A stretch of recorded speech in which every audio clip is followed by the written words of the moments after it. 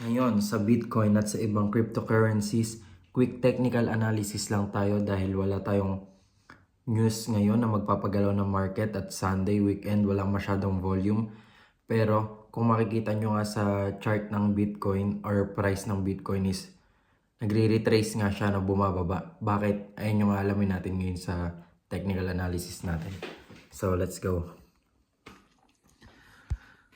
So kung napanood nyo yung mga video natin noong nakaraan, ito pa rin guys yung support na inaabangan ko.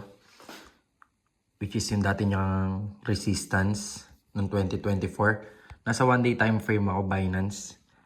Regular chart. So, bakit bumabagsak tayo ngayon ng 82,000? Ba't nagkakaroon tayo ng retracement or pullback?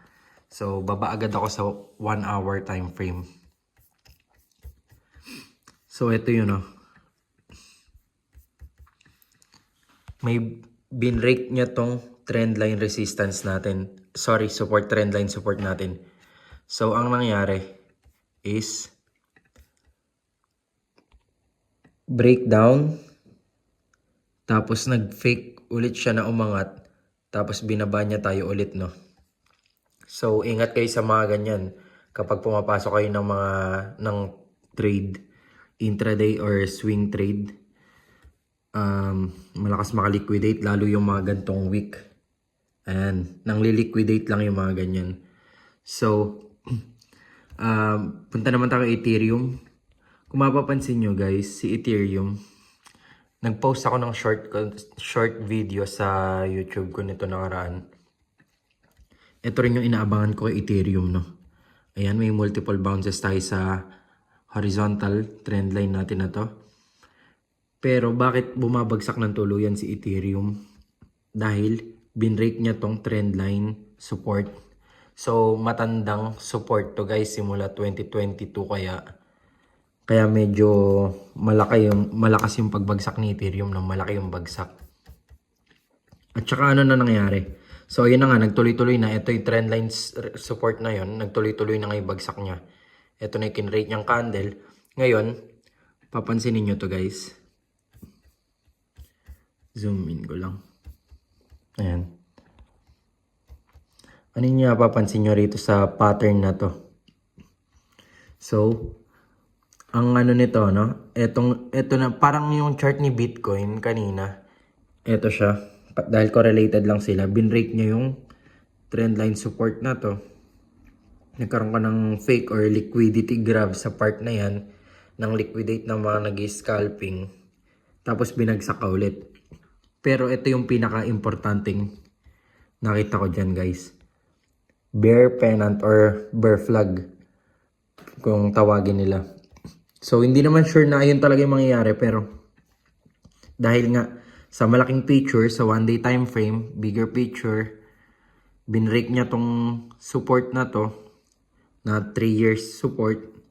Nagkaroon ka ng massive drop down, consolidate, tapos sa 1 hour time frame naman, intraday or swing trade, binibreakdown niya tong support na to. So, possible ito talaga yung kuhanin niya, which is ito siya. Around $1,700. Ito siya sa bigger picture. Ayan. Okay, update ko naman kayo. Pumasok ako ng trade kay Pepe. Nasa 1 hour time frame na ako agad guys. Dahil intraday trader. May work. So, nag-entry ako dito around 0.70. Ayan, dyan. Tapos nakuha ko to. Dito na ako nag-take profit. Actually, dito ko siya hinihintay na take profit. Nag-manual take profit na lang ako kasi nag-work ako. Nasa work ako, ayaw ko naman iwanan. Kahit naman nag-set ako ng take profit at ng stop loss. Pero manual, ko na rin, Manual, TP ko na kasi profit is profit. Good na din ako doon. At ayun. Kumita tayo dyan ng $100. Papakita ko sa inyo mamaya. So, dito ko dapat kukuhanin yung Yung TP area. Ayan, nasa level ng 382. Diyan ko siya dapat kukuhanin. So, valid kasi nire-reject niya yung area na yan, 382. May rejection tayo rito. Magbabounce siya dyan. Kaya diyan ko siya kinuha. Pero, update tayo sa ano niya ngayon, sa nangyayari sa kanya ngayon. Binbreakdown niya din tong support ng 382, which is yung golden area ng Fibonacci natin. Binbreakout niya din. Tapos, hintay lang tayo sa mangyayari kasi kapag kaganyan, may correlation kasi siya ng move kay Bitcoin at lalo kay Ethereum kasi kay Ethereum gawa to si si Pepe. Ethereum chain siya gawa. Kaya tanggalin ko lang to. Bakit din pala ako pumasok? Ito rin pala yung isa ko nakita, guys. Ba't ako pumasok sa kanya? Hindi lang etong horizontal trend line resistance na to. Tingnan nyo, guys, sobrang valid. Daming rejection sa area na yan. Ayan. Nire-reject niya. Plus, nakita ko tong trend line. Etong trend line resistance. Kaya dyan ako pumasok sa area na yan. Zoom in ko. Ayan, sa 0.70 area. Nakuha ko tong drop na yan. So, pwede na. $100.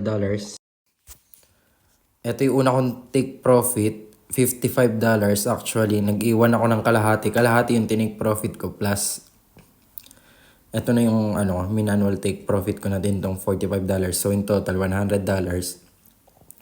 Pero kung makita nyo, pumasok din ako kay Ethereum. Binanual ko na din siya, kinlose ko siya manually. Negative $6. Kasi nga, ayoko siyang iwanan, nasa work ako. Usually kapag nagtitrade ako,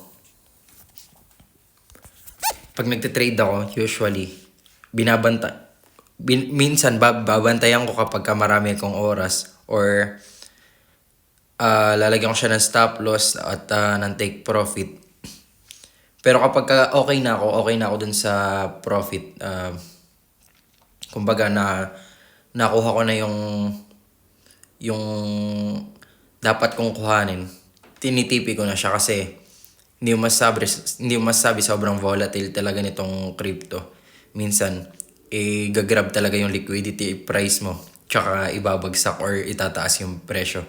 Kaya, minsan nagmamanual TP ako. Lagi akong nadadali ng mga ganun. Yung malapit na ma-hit yung take profit mo, pero uunahin pa yung stop loss mo. Kaya, ayun. So, pakita ko rin pala sa inyo. Ito pala yung short video sa YouTube ko na pinakita kong chart ni Ethereum nun. Ayan lang yan. So, ayun lang. Sana may natutunan kayo. See you sa next video natin. Let's go.